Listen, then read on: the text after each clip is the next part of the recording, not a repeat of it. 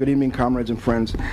I want to raise two important struggles, and even though they're domestic struggles involving our working class here in the U.S., they're of world significance in some of our opinion.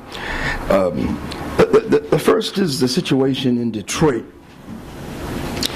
Now, every city, every town, every locality, every state is under vicious cutback austerity attacks. They're all bad. Some are arguably worse than others. There are a number of cities that have gone bankrupt, which makes their workers and oppressed people even more vulnerable to the most vicious kinds of austerity. I think just a few days ago, maybe Wednesday, Congress cut food stamps. They cut food stamps by $40 billion over a period of time. And this is an attack on workers, by the way. Young workers in particular. It's an attack on everybody, but I think particularly they were aiming at workers between the age of 18 and 40, which will, if this is approved, find it very difficult to get even the pittance of food stamps that some of them, might be getting now. But Detroit is a unique situation, comrades. Detroit is enormous in every way, historically, population size, the significance that it plays in this country and the world. It was the heart of manufacturing, and it was a black city. It is a black city. And now it is the first major city in this country, in history, to be forced into bankruptcy by the banks. And this, as you can well imagine, is going to bring an intensive, almost unimaginable attack on our sisters and brothers in Detroit, starting with pensions, but everything else. Closing of schools, hospitals, we know the post office situation, which is national. It is, in many ways, the Greece of this hemisphere to a certain extent. I mean, they're not analogous, the role that they play either in the continental or global economy. But the point I'm making is that it's big, and everybody in the ruling class is watching how they do this in Detroit, whether they're able to go through with it, and whether they're able to violently cut the living standards. For example, in Greece, at a minimum, the living standards of the working class have been cut in half over the last 5 years. And they're looking at this because it's a test case. Because more big cities are going to go bankrupt. And whether or not they go bankrupt, they're still going to be under this savage austerity attack. And if they can bust unions and take away pensions, etc., in Detroit, they can do it anywhere. And for those of you who have a short memory, it's funny how the dots, they don't seem connected, but these dots are connected. Remember what happened? Was it in November when, all of a sudden, Michigan became a right-to-work state? You think the bourgeoisie didn't have what they're doing now in mind? It's all part of a cumulative, almost systematic attack. Now, our comrades in Detroit and Workers' World Party have taken a bold initiative with discussions with the center. They are holding on the 5th anniversary of the bailout on Wall Street. That's the end of the first week in October 5th and 6th. That's a Saturday and Sunday. They're holding an anti-bank assembly against the bailout. And they've written some very compelling educational propaganda, and they're getting it out far and wide. And what they hope is that not only will there be attendance locally inside Detroit, from union workers, the unemployed, whatever, Occupy Wall Street in Michigan, but also outside of the state, in the Midwest, where conditions are very similar, but even more so around the country, even if it's only, symbolic delegations coming from New York and Boston and California. And also, to the extent possible, to the extent possible in the time we have, to even get some representatives that are international, from the unions that are struggling in Europe, from Venezuela, and Asia, the Middle East, whatever is possible.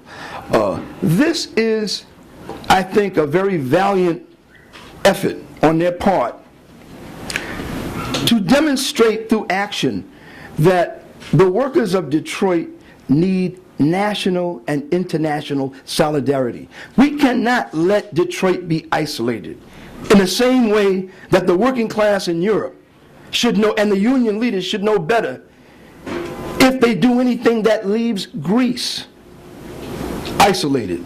Because after the Greek working class goes the Spanish working class. After that goes the French working class. And then they go a little north where things are supposed to be a little better, but they're really not, to the German working class, and so forth and so on. We face the same exact situation with Detroit now. The party is going to try to help in every way, including sending a strong delegation from New York, from the center. So I'm not sure it's on the sign-up sheet. If it's not, I apologize. We'll find a way to compensate for that. But I'd like comrades to think if they can go to Detroit on the weekend of October 5th and 6th.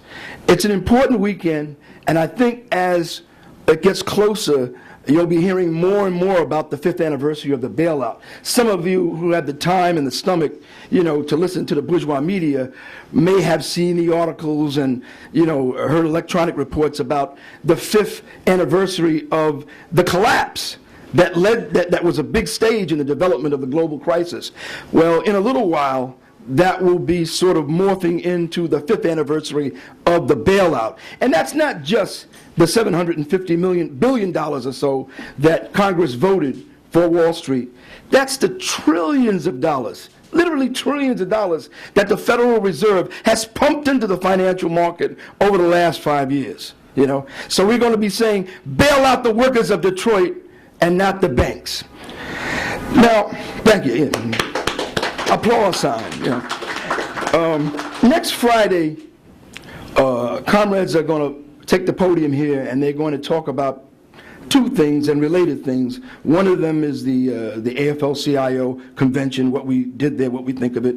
And the other issue is the Baltimore Workers' Assembly that I think now is about maybe 3 weeks old, but very, very important. I don't think we've covered it here, and Sharon Black will be here to talk about that and related issues, including October 24th. I want to take a minute or two, not too long, to just raise some of the strategical thinking behind what we're proposing. Specifically, October 24th, which is the 75th anniversary of the beginning of the first minimum wage. Actually, the minimum wage was brought into legality a few months earlier, at the end of July of 1938, as part of something called the Fair Labor Standards Act, which was kind of part of the New Deal. But it wasn't implemented until October 24th. That's when, for the first time, it went into effect. And guess what it was? A quarter. It was 25 cents. As pickling as that is, actually, a quarter an hour back then, as a minimum wage, was a larger percentage of your average wage for the working class. Remember, that was in the middle of the Depression, than $7.25 an hour is now. As a matter of fact, it was probably close to 50%, whereas $7.25 is more like a third, and in some instances even a fourth of what they call the median wage. So that's it. It's 75 years old.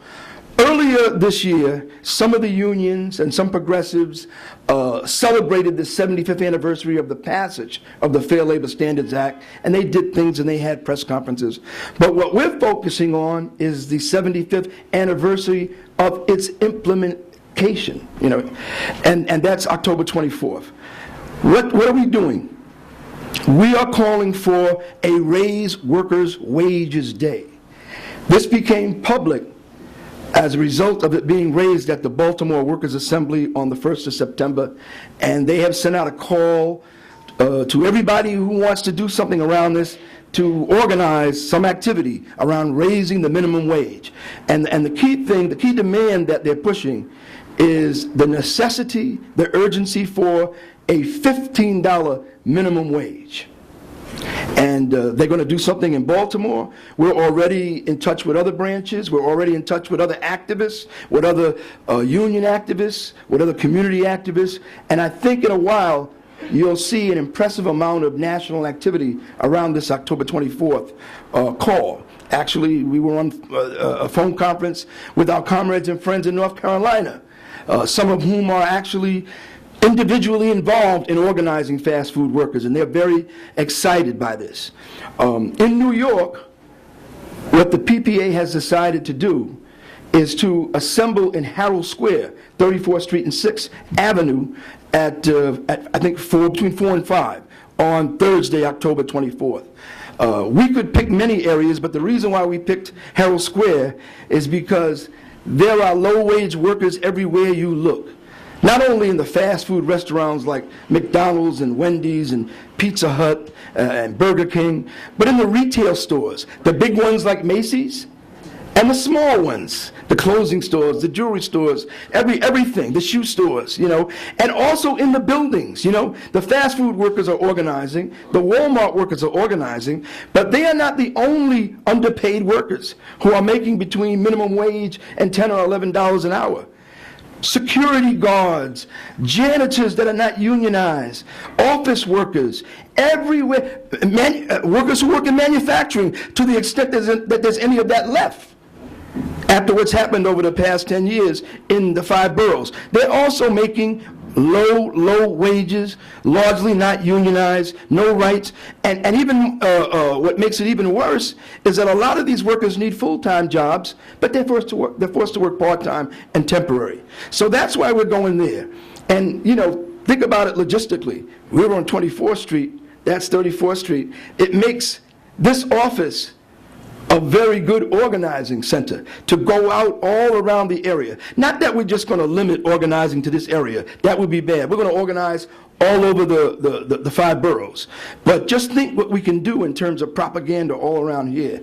And we should do that. I hope we do that. I want to say this, though. Strategically, the demand for a $15 minimum wage, which is wholly progressive and actually much more than what unions are demanding. I think they're demanding $10 and some change or whatever, and there was even a minimum wage law that was defeated a few days ago in D.C. And I think it was part of the struggle against Walmart's. I think it was for $12.50. What's important about what we're doing is not merely the issue of the minimum wage. We could just as easily be organizing around the demand for full employment. We could just as easily be organizing around another important economic demand that affects hundreds of millions of workers in this country. Right now it happens to be the minimum wage, which of course is very important. And by the way, a big part of this is also finding a way to support those workers who are already in struggle, like the ones who tried to have a general strike and, you know, succeeded pretty well given the circumstances on, I think, August 29th. But it's not the issue. That's not the critical point, as important as the issue is. What's important and why we're doing this is because the party has to really appreciate what the capitalist crisis has brought on the working class. It's forcing the working class to take, if it's only baby steps, into a new phase of their development.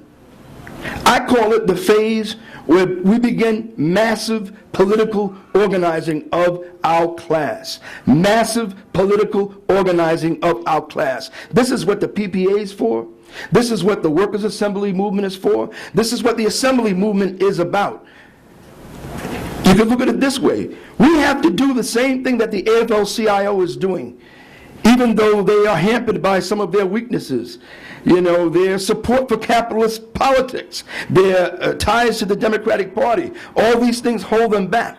But nonetheless, the most important thing coming out of that convention is, in my view anyway, is their call to open up their ranks as best as they can to workers who are not in unions. And the party has to do the same thing.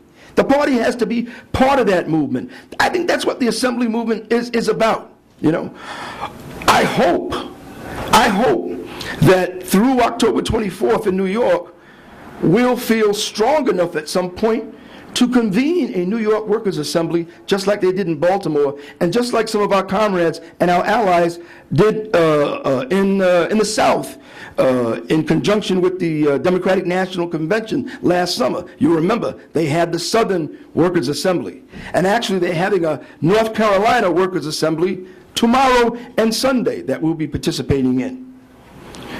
Now,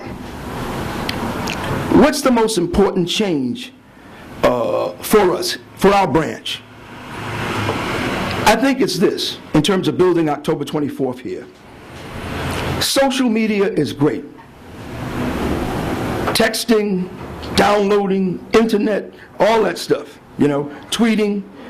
But, and you could probably reach a lot of people who are active and who are fortunate enough to have access to social media. You could probably reach a lot of them. But we don't want to rely on that. We don't want to rely on that. This time, we want to do our best to get out in the streets and talk to the workers. We've got this initial leaflet, and it will evolve. And I think we're going out tomorrow. And, I mean, let me put it this way.